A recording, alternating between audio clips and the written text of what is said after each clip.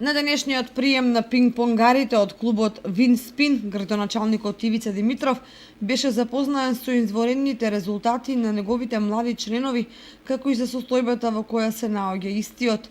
Иако во пинг-понгот Виница нема зад себе традиција, сепак постигнатите резултати се потврда дека оваа општина располага со таленти кои со тренинзи можат да се издигнат на високи позиции во рамките на државата.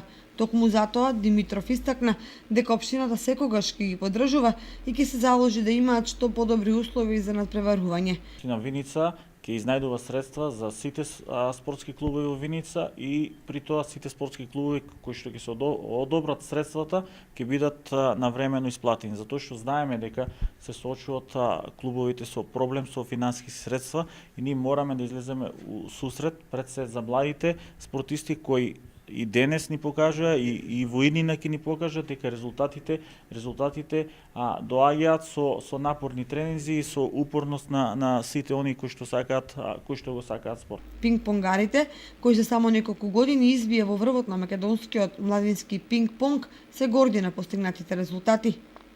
Оваа година учествувавме на државното екипно првенство за пинг-понг.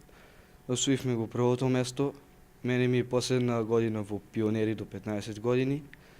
Од наредната година за пионери ќе настапуваат помладите членови.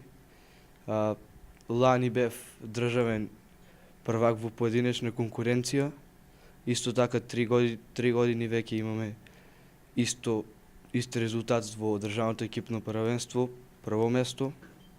Како првична помош на клубот, градоначалникот Димитров им порача дека уште денеска ќе им пушти на сметката 30.000 денари и вети понатамошно финансирање во рамките на програмата за работа и можностите на општината.